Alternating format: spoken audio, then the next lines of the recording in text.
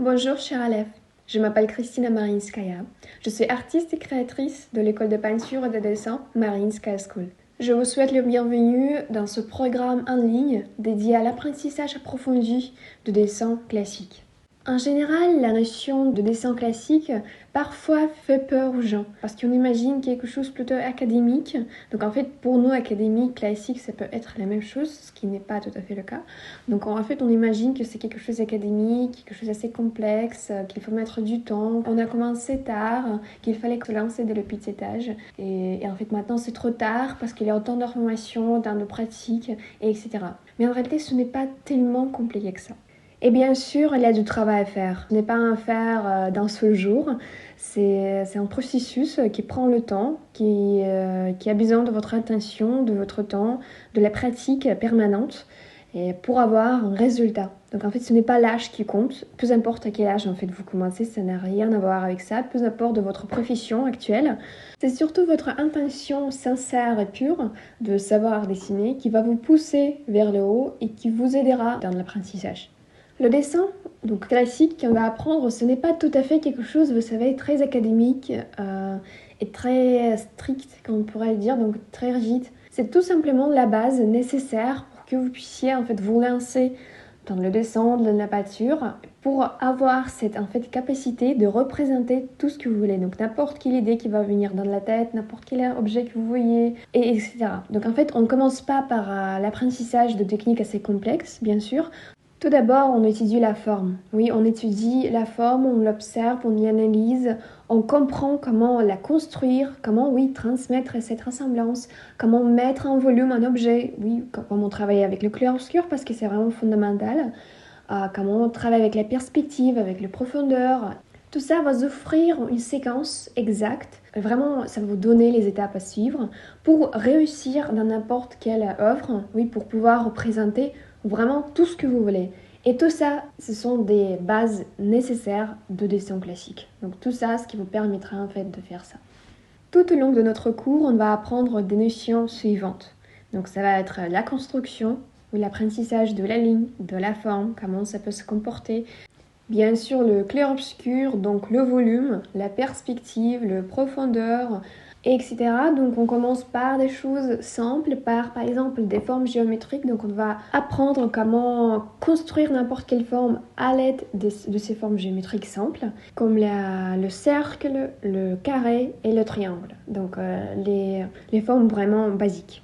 Grâce à cette séquence, vous allez voir que ce n'est pas si compliqué que ça, il faut juste bien suivre les étapes et de ne pas prendre, vous savez, quelque chose qui est très compliqué pour vous, pour votre niveau, mais d'agir petit à petit, de monter pas à pas, doucement, pour arriver à un résultat vraiment apprécié et tellement souhaité. Le programme de ce cours en ligne est presque similaire à ce que vous pouvez trouver dans les institutions classiques, par exemple dans les écoles d'art classique, dans les académies de beaux-arts aussi plutôt classiques, où on apprend des choses plutôt figuratives et pas trop abstraites. Ce programme-là peut être assez académique, mais comme j'ai dit au début, j'ai vraiment envie de vous donner les bases essentielles, les bases classiques du dessin, sans avoir à charger trop, en fait, avec toute l'information inutile. Je vous donne vraiment des choses essentielles et indispensables pour que vous puissiez dessiner, peu importe quels sont vos objectifs. Vous voulez être vraiment un artiste, vous faites ça juste à côté, vous êtes un autodidacte ou un amateur d'art, et etc. Donc en fait, ça va vous élargir l'horizon et ça vous donnera tous les outils possibles.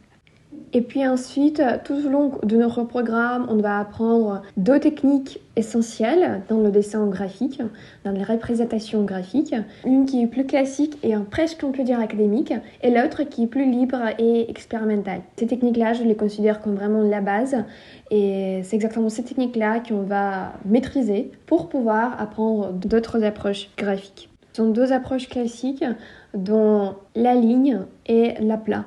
Voilà, donc, mais ne vous inquiétez pas, on va commencer par des choses simples et on va petit à petit, en fait, élargir et monter, donc compliquer notre tâche.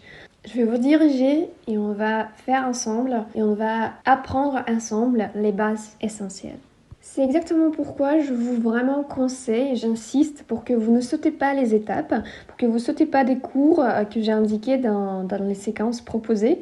Je vous demande vraiment de suivre, donc de ne pas aller tout de suite vers la fin du programme, mais vraiment commencer avec moi dès le début, donc dès les bases, vraiment des bases comme travailler avec, même comment tenir le crayon, comment appliquer une ligne, comment faire cette ligne vraiment nuancée, droite, affinée, etc. Et puis après, passer avec moi vers les choses, vers disciplines, vers des notions plus complexes.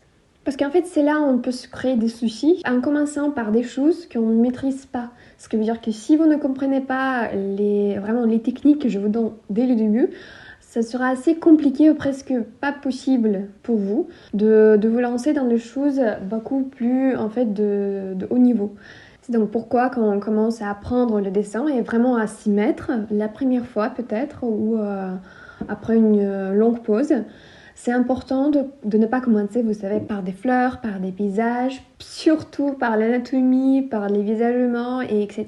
Parce qu'en fait, ça, c'est vraiment un autre niveau. Et on ne peut pas y aller sans avoir compris les bases de la construction, justement. Et ce qui est bien aussi, que toutes ces choses-là qu'on va apprendre ensemble, ils vont vous servir dans la photographie, dans le design, dans l'architecture, peu importe quel métier en fait vous exercez, est-ce que c'est lié avec l'art ou pas. Mais si jamais après vous vous lancez vers quelque chose encore dans l'art ou quelque chose d'artistique, créatif, vous pourriez y arriver beaucoup plus facilement déjà en ayant dans la tête en fait toutes ces bases de la composition par exemple, oui, dans la photo, de toute cette harmonie, d'équilibre qu'on va savoir mettre sur place, etc.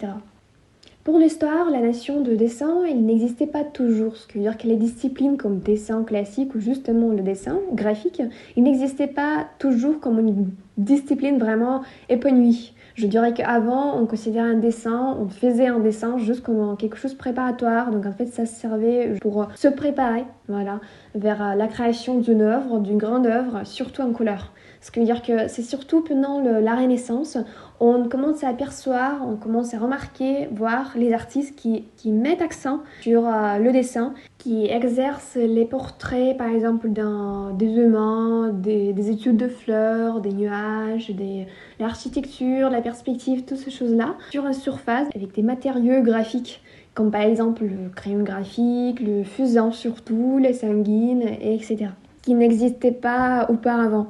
Vous devez, j'imagine, certainement connaître les maîtres italiens, les artistes hyper connus comme Léonard de Vinci, Michel-Ange, Raphaël, qui ont représenté pour la première fois leurs dessins et ces dessins-là, ils ont parvenu jusqu'à notre temps.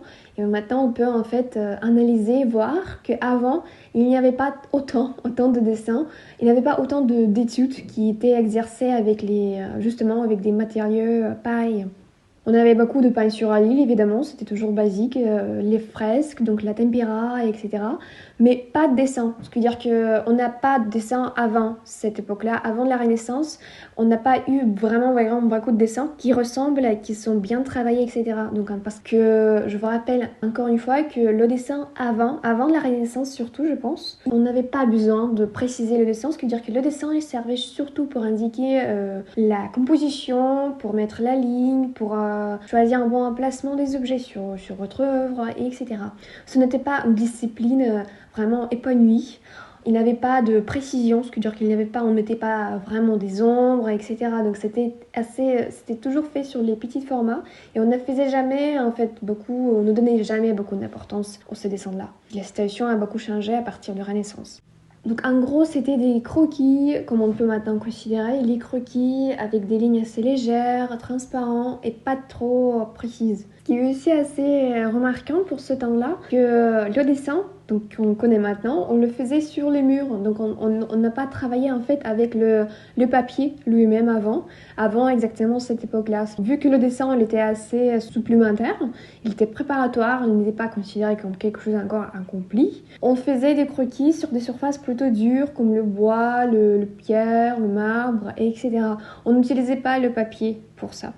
Et bien sûr, il ne faut pas oublier qu'à cette époque-là, on n'avait pas de magasin de beaux-arts, on n'avait pas de matériaux qu'on pouvait, je sais pas, acheter quelque part pour faire en fait nous-mêmes, pour faire vraiment les couleurs, oui, les matériaux comme le fusain et tout ça. Donc tout ça, on obtenait de la nature, les artistes, de fabriquer les couleurs, toutes ces choses-là par eux-mêmes, y compris les pinceaux, les peintures, les toiles, oui, tout ce qu'on connaît maintenant, tout ça, on peut avoir maintenant facilement. Et à l'époque, en fait, les artistes, ils étaient en fait livrés à eux-mêmes. Ils devaient fabriquer tout ça, donc ils devaient comprendre et connaître, bien sûr, cette technique de comment justement faire. Aussi, à cette époque-là, la peinture à l'huile n'était pas tellement demandée. Juste avant, on utilisait beaucoup de tempera. En fait, on peignait beaucoup à tempera sur les murs. C'était des fresques sur les murs. C'est pourquoi maintenant, vous pouvez voir, par exemple, sur tous les œuvres de, par exemple, les Raphaël, de Léonard de Vinci, etc., étaient souvent appliqués contre un mur. Ce qui veut dire qu'ils peignaient directement sur un mur et pas sur une toile. Donc, il faut aussi préciser que la toile, ça n'existait pas beaucoup à l'époque. Les artistes utilisaient des surfaces comme bois, par exemple. Donc pour résumer, avant, le dessin était surtout linéaire, donc il comprenait une seule ligne. La ligne qui n'avait pas d'ombre, de demi-ombre et tout ça. Si vous dessinez un portrait humain, c'était juste un seul trait, donc comme une sorte de silhouette, mais ce n'était pas beaucoup plus que dire ce n'était pas un dessin, en gros ce n'était pas un dessin accompli avec des ombres, avec tous les dégradés entre l'ombre, la lumière et toute cette précision-là. Bien évidemment qu'à notre époque, on est surtout intéressé par un dessin accompli, par un dessin avec des ombres et la lumière, des reflets, toutes ces choses-là en fait qui constituent le volume. Grâce à ces choses-là, le volume il est justement possible. Et c'est surtout ce type de dessin qu'on va apprendre ensemble. Toutes ces choses-là, on va voir tout à l'heure en précision et en détail. Je vous montrerai à quoi se ressemble un dessin linéaire, oui, de quoi il s'agit, comment le faire, et aussi comment faire un dessin accompli. Mais tout d'abord, bien sûr, on va parler du matériel, justement, donc je vais vous dire en détail, je vais vous expliquer qu'est-ce qu'il nous faudra, donc qu'est-ce qu'il vous faut pour créer un dessin. Et puis on passera aux exercices donc basiques, tout d'abord pour la main, après pour la ligne, etc. pour fortifier en fait aussi votre main et pour vous familiariser avec des choses vraiment primaires. Je vous propose donc de passer révision du matériel nécessaire pour ce programme et en général pour le dessin.